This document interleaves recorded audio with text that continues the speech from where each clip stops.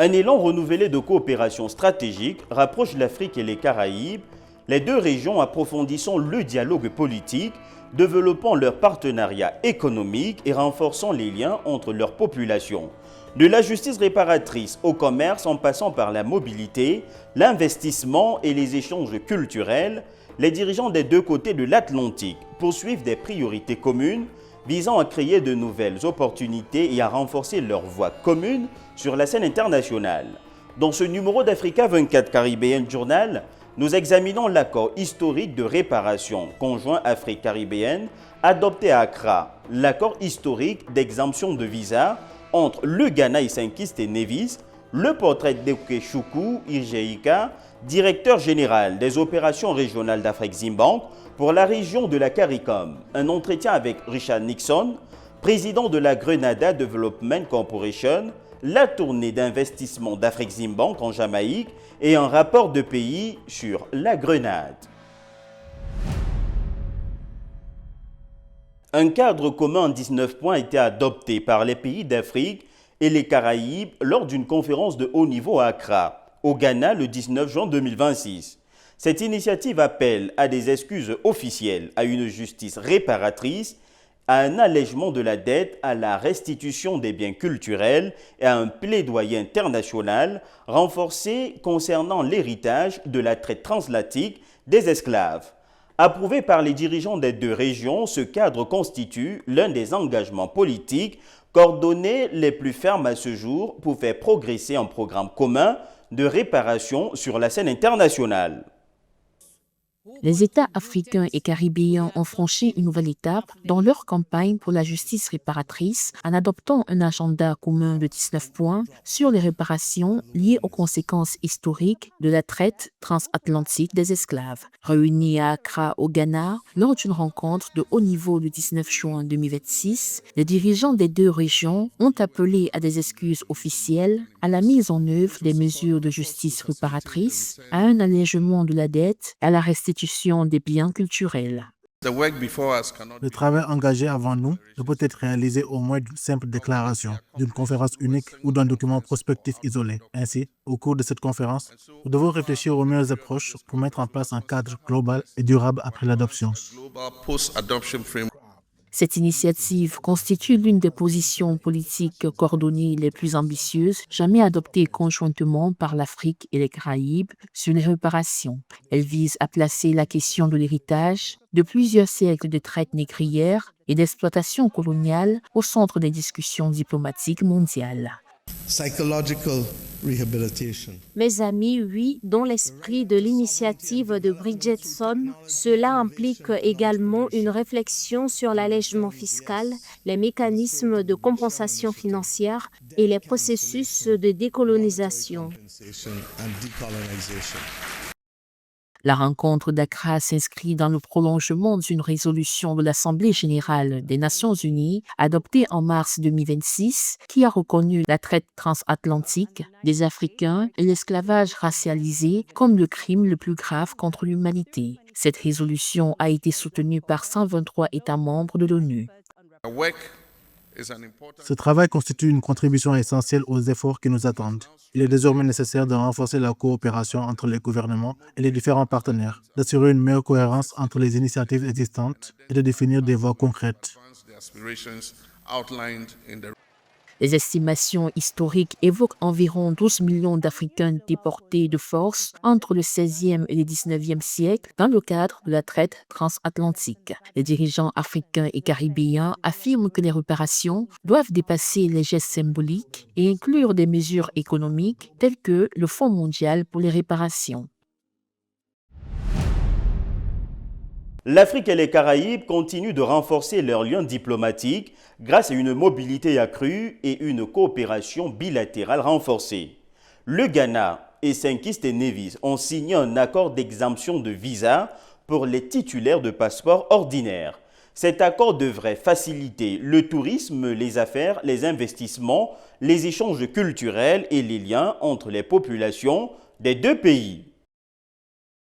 Le Ghana et Saint-Kitts et Nevis ont signé un accord historique d'exemption de visa permettant aux détenteurs de passeports ordinaires de voyager entre les deux pays sans visa, signé lors de la visite officielle du Premier ministre Terence Drew au Ghana en mars 2026. Cet accord témoigne des efforts croissants déployés pour renforcer les liens entre l'Afrique et les Caraïbes par le biais de la mobilité, du commerce, du tourisme, des investissements et des échanges entre les populations. Le Ghana exporte actuellement des produits tels que le cacao, les produits alimentaires transformés, le bois et d'autres matières premières vers les marchés caribéens, bien que ces échanges commerciaux restent inférieurs à leur potentiel. Le président John Dramani Mahama et le Premier ministre Drew ont qualifié cet accord d'étape importante vers une coopération bilatérale plus étroite. J'ai le plaisir d'annoncer que le Ghana et Saint Kitts et Nevis ont convenu de prolonger notre accord d'exemption de visa de 2018. Cet accord, qui ne concernait auparavant que les titulaires de passeports diplomatiques et de services, est désormais étendu aux titulaires de passeports ordinaires. Nous sommes solidaires de Saint Kitts et Nevis dans un combat pour la justice climatique, un accès équitable au financement climatique et une réforme des institutions financières internationales, afin qu'elles tiennent compte des réalités des pays en développement. Cet accord s'inscrit dans le cadre d'efforts plus larges visant à développer les partenariats Afrique-Caraïbes, notamment dans le cadre de la zone de libre-échange continentale africaine ZLECAf, qui relie 55 pays africains et représente un marché combiné de plus d'1,4 milliard de consommateurs. Les dirigeants affirment qu'une mobilité accrue peut contribuer à créer de nouvelles opportunités dans le commerce, le tourisme, l'éducation et l'investissement entre les deux régions. Nous sommes convaincus que d'immenses opportunités s'offrent à nous pour développer la coopération économique, encourager les échanges culturels, promouvoir la collaboration éducative et créer des perspectives enrichissantes pour tous nos citoyens. Outre la facilitation des déplacements, l'exemption de visa vient compléter la coopération bilatérale croissante, notamment en matière de mobilité de la main-d'œuvre et de partenariat dans le domaine de la santé. En juin 2026, Saint Kitts et Nevis a accueilli 47 professionnels de santé ghanéens dans le cadre d'un accord bilatéral de travail, témoignant du renforcement des liens entre les populations des deux pays. Nous connaissons une pénurie de professionnels de santé. Plusieurs infirmières ghanéennes sont déjà arrivées à Saint Kitts et Nevis. Elles ont commencé à travailler il y a 3 ou 4 semaines, je crois. Je peux vous assurer qu'elles ont été bien accueillies et bien formées et que la population les a bien reçues. J'ai été chargé de solliciter l'envoi de davantage d'infirmières ghanéennes auprès de son Excellence, le Président. L'accord d'exemption de visa entre le Ghana et Saint Kitts et Nevis marque un tournant vers une coopération concrète entre l'Afrique et les Caraïbes, les deux régions cherchant à transformer leurs liens historiques en partenariats économiques, sociaux et culturels plus solides.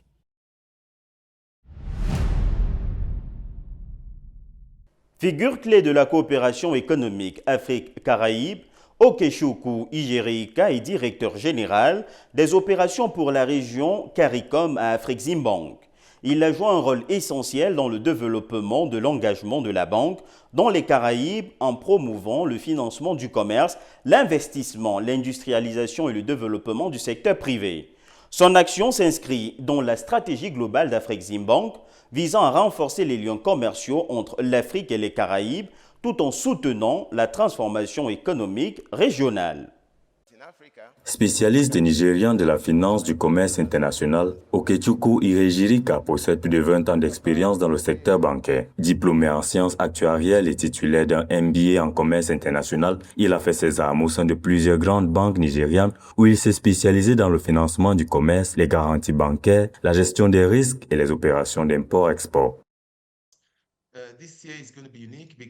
Cette année sera unique car nous ne nous limitons pas à l'Afrique, aux Caraïbes et à la diaspora africaine. Nous allons même plus loin en cherchant à rassembler l'ensemble de la région des Caraïbes élargie où nous espérons accueillir les participants du Brésil, du Panama, de la Colombie et de la République dominicaine, les 4 pays de cette région élargie qui ont approuvé l'établissement de relations avec notre banque.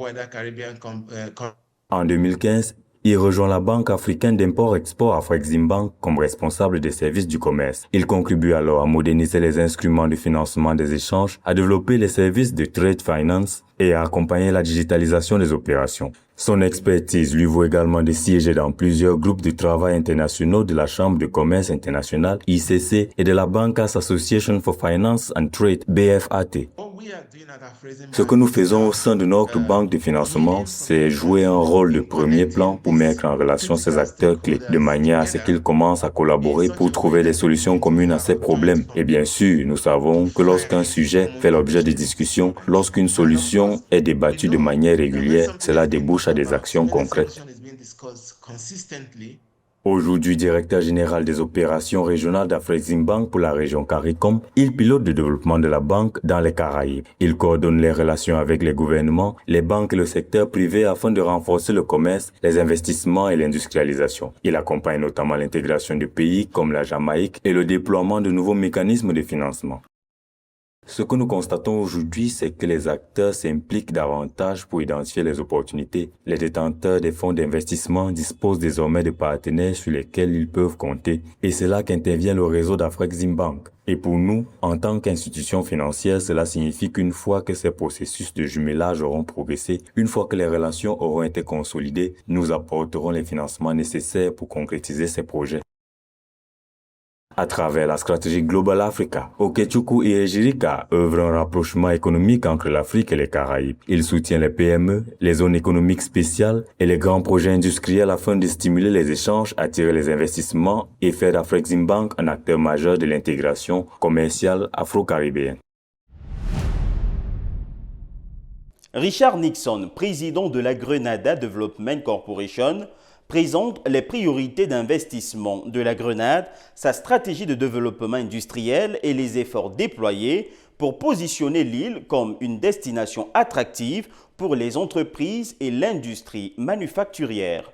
Il souligne également les opportunités de renforcer les partenariats avec les investisseurs et les institutions africaines afin de soutenir une croissance économique durable.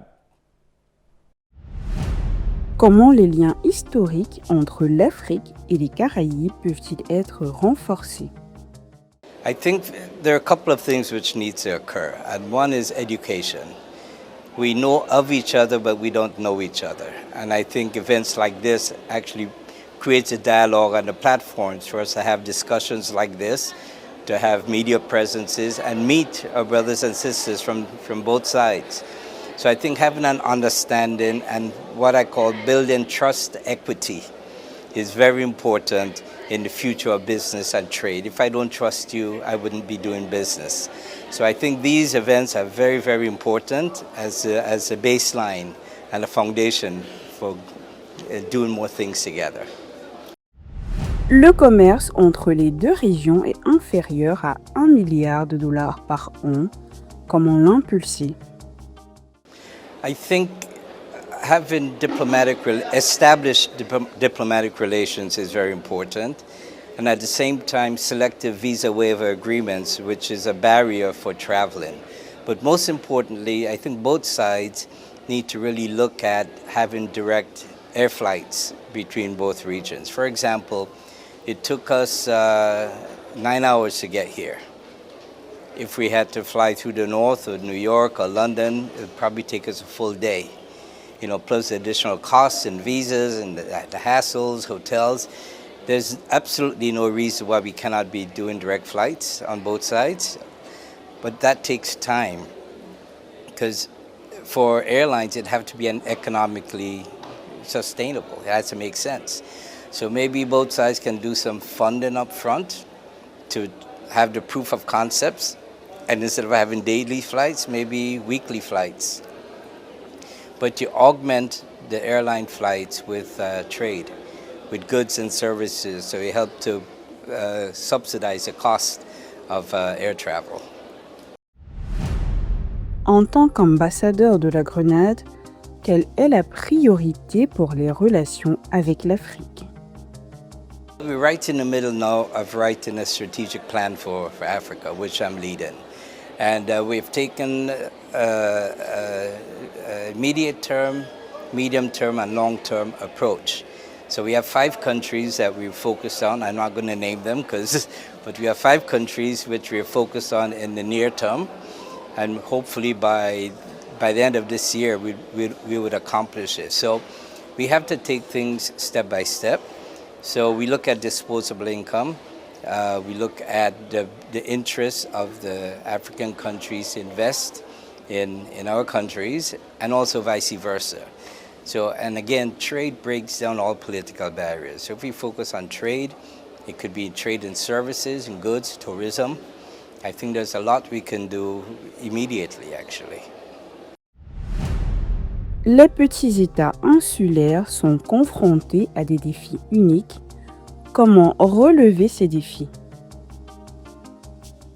I think climate change is a really big challenge, and it's not only for small island states. It affects us differently, but it affects the entire globe.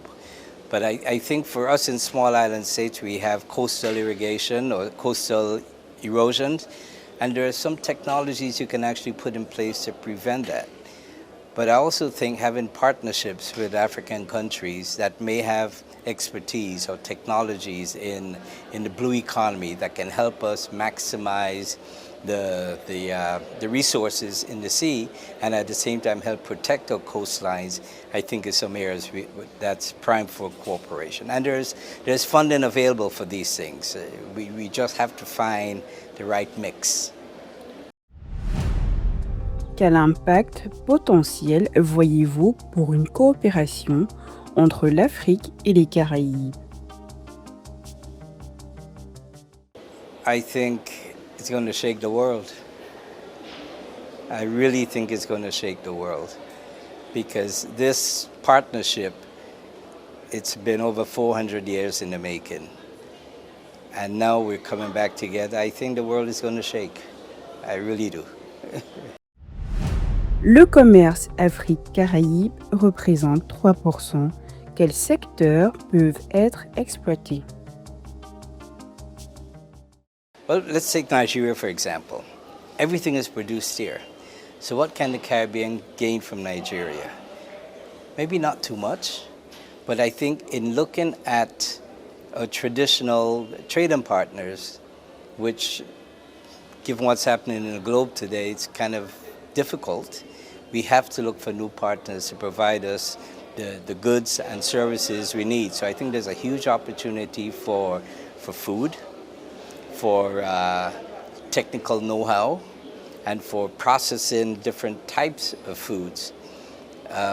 We were having a meeting last night with one of your ministers, and one of the challenges we have is finding the right technical help for soil testing, agronomy, different specialized skills that we don't have that you have here. So I think partnership with those to build capacity in our countries is huge. But I also think partnering with companies here who are looking for a platform to expand their business through our countries is also a huge opportunity. I'll give you an example. Cashew nuts. We don't produce cashew nuts in Grenada, but we consume it. And now I understand that cashew nuts from here are being sold to Vietnam to be dried and seasoned and packaged to be sold to the United States.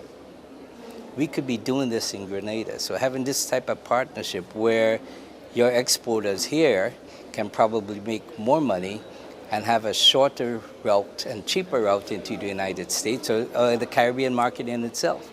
I think those types of partnerships makes a lot of sense, where it's win-win for both sides. So those are some of the things I'd like to see us focus on. Comment des cadres institutionnels tels que la CARICOM et l'Union africaine peuvent mieux collaborer? I think it goes to the people-to-people connections. These institutions, as valuable as they are, they're not countries, they don't do business, but they can open up and create an environment for business to flourish. So I think having those institutions and what they're doing is fine, but at the end of the day, we need to connect people to people, businesses to businesses, opportunity to opportunity. But we do need those umbrella organizations to make it easier. For example, African Union has looked at the diaspora as a sixth region of Africa. Without the AU, that would not happen. So those are some of the things I think where they can add a lot of benefit. But at the end of the day, once that door is open, we need to walk through it. Alors que l'Afrique et les Caraïbes cherchent à développer leurs échanges commerciaux et leurs investissements, Afreximbank intensifie son engagement dans la région. Lors d'une tournée de présentation à Kingston, en Jamaïque, en juin 2026, la banque a mis en avant ses solutions de financement du commerce, d'industrialisation, de financement des PME et d'investissement suite à l'augmentation de son dispositif de financement pour les Caraïbes, passé de 3 milliards à 5 milliards de dollars américains afin d'accélérer les relations commerciales entre les deux régions. Le 2 juillet 2026, Afreximbank a organisé à Kingston sa première tournée de présentation en Jamaïque, placée sous le thème du commerce, de l'investissement et de l'industrialisation. Cette initiative s'inscrit dans le prolongement de l'accord de partenariat signé en juillet 2025 entre la banque et la Jamaïque. Elle intervient également après l'approbation d'une facilité de financement de 5 milliards de dollars destinée aux pays des Caraïbes, dont la Jamaïque. Le mandat d'Afreximbank est de promouvoir, faciliter et financer le commerce intra-africain et entre l'Afrique, les Caraïbes et le monde. Nous proposons des financements à court et long terme ainsi que des garanties réduisant les risques d'investissement.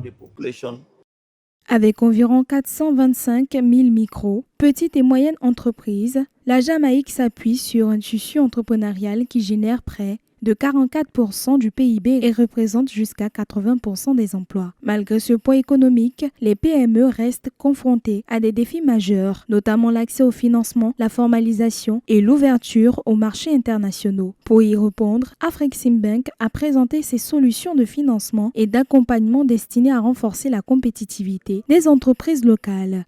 Le tourisme, les industries minières et créatives présentent un fort potentiel en Jamaïque. Notre objectif est d'accompagner ces secteurs avec des solutions financières adaptées pour y stimuler la production, l'emploi et la croissance. Le développement industriel est présenté comme un levier majeur de transformation économique et de compétitivité. Forte de son expérience dans 18 pays africains, Afreximbank a accompagné la création des parcs industriels et de zones économiques spéciales grâce à des solutions de financement adaptées. Une approche que la banque souhaite désormais mettre au service de la Jamaïque afin de stimuler la production locale, les exportations à valeur ajoutée et la création d'emplois. Le dirigeant connaît le mieux son entreprise. Notre rôle est d'écouter les entrepreneurs pour concevoir des solutions financières adaptées en collaboration avec les banques commerciales afin d'apporter des financements complémentaires au service du développement économique. Avec cette tournée de programme Global Africa et une enveloppe de 5 milliards de dollars, Afreximbank renforce les liens économiques entre l'Afrique et les Caraïbes. La banque facilite l'accès au financement, soutient les investissements et développe le commerce, s'imposant en partenaire stratégique de la transformation de la Jamaïque et de l'intégration commerciale afro-caribéenne.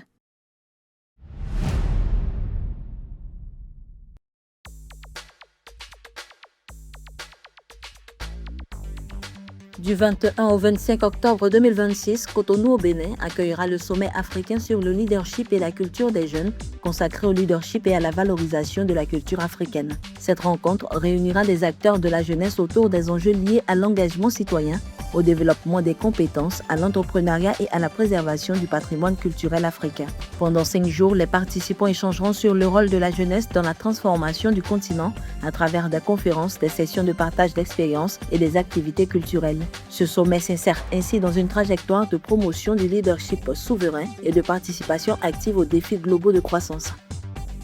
Le festival du film de Trinité et Tobago se déroulera du 23 au 29 septembre 2026. Considéré comme l'un des principaux rendez-vous cinématographiques des Caraïbes, l'événement réunira réalisateurs, producteurs, acteurs et passionnés du 7e art. Au programme figurent des projections de films, des rencontres professionnelles, des ateliers et des débats destinés à promouvoir les productions caribéennes et internationales tout en favorisant les échanges au sein de l'industrie audiovisuelle.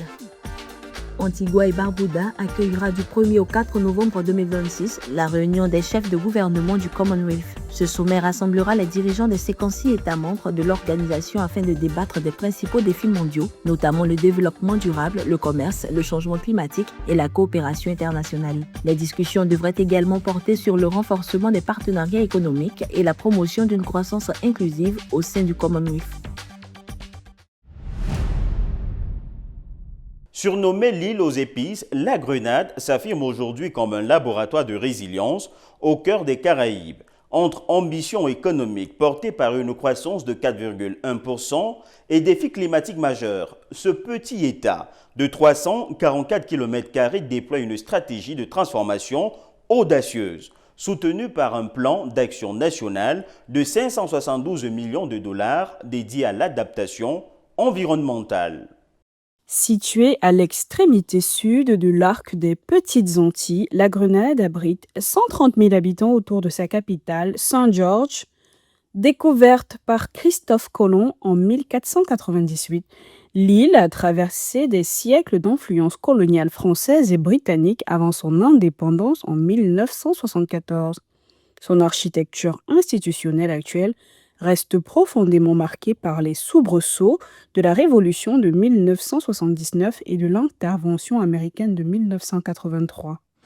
Nous avons de nouveaux hôtels à construire. Notre programme de citoyenneté par investissement est en cours, ce qui représente un défi majeur pour la Grenade. Nous avons l'Université Saint-Georges, nous avons des marinas et de nombreux projets sont en cours en Grenade en ce moment. Aujourd'hui, la Grenade est une démocratie parlementaire membre du Commonwealth dont l'économie repose principalement sur le tourisme, l'agriculture et les services. Fort d'une croissance solide estimée à 4,5% du PIB, le secteur des services et en particulier le tourisme s'impose comme le principal moteur économique du pays en générant près de 58 à 74 millions de dollars de revenus sectoriels annuels. À la croisée des influences européennes, africaines et caribéennes, la Grenade incarne aujourd'hui un modèle de petite économie insulaire qui cherche à conjuguer stabilité politique, diversification économique et préservation de son riche patrimoine naturel. Je dirais qu'à l'heure actuelle, notre économie repose principalement sur le programme de citoyenneté par investissement et sur l'Université Saint-Georges, qui contribue de manière significative à notre PIB et sur lesquels nous nous appuyons fortement, ainsi que sur l'agriculture. Nous produisons toujours de la noix de muscade et nous sommes l'un des plus grands producteurs de noix de muscade de haute qualité au monde. Exposé aux aléas climatiques majeurs comme l'ouragan Beryl qui a frappé la Grenade le 1er juillet 2024, dont les dégâts ont été estimés à 16,5% du PIB de l'île, la Grenade a fait de la résilience environnementale un axe majeur de son développement à travers un plan national d'adaptation doté d'une feuille de route d'investissement de 572 millions de dollars pour rompre sa dépendance énergétique face aux importations de pétrole, qui représente encore 93 à 98% de sa matrice électrique. Le pays déploie de vastes programmes de transition. Ces initiatives s'appuient notamment sur un financement britannique de 10 millions de livres sterling dédié à la géothermie avec pour objectif 40% d'énergie renouvelable dans son réseau national. L'industrie maritime y apporte également une contribution majeure et grâce à notre situation géographique, nous offrons un appui sûr à la communauté des plaisanciers et des propriétaires de yachts. La population grenadienne, majoritairement afro-caribéenne, à plus de 80%, est le fruit d'une histoire marquée par la colonisation et la traite négrière. Elle s'enrichit également d'influences indiennes et européennes qui témoignent de la diversité culturelle de l'archipel. Cette identité plurielle se retrouve dans l'hospitalité reconnue des Grenadiens. L'anglais est la langue officielle tandis qu'un créole à influence anglaise et française restent largement utilisés dans la vie quotidienne. La majorité de la population est de confession chrétienne.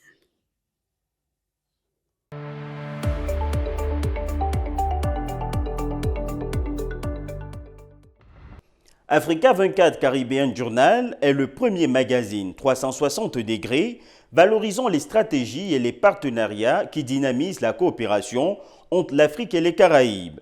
Retrouvez cette édition sur Africa 24, Africa 24 English, l'application My Africa 24, première plateforme de streaming HD de l'Afrique, et sur notre site web africa24tv.com et sur l'ensemble de nos plateformes digitales.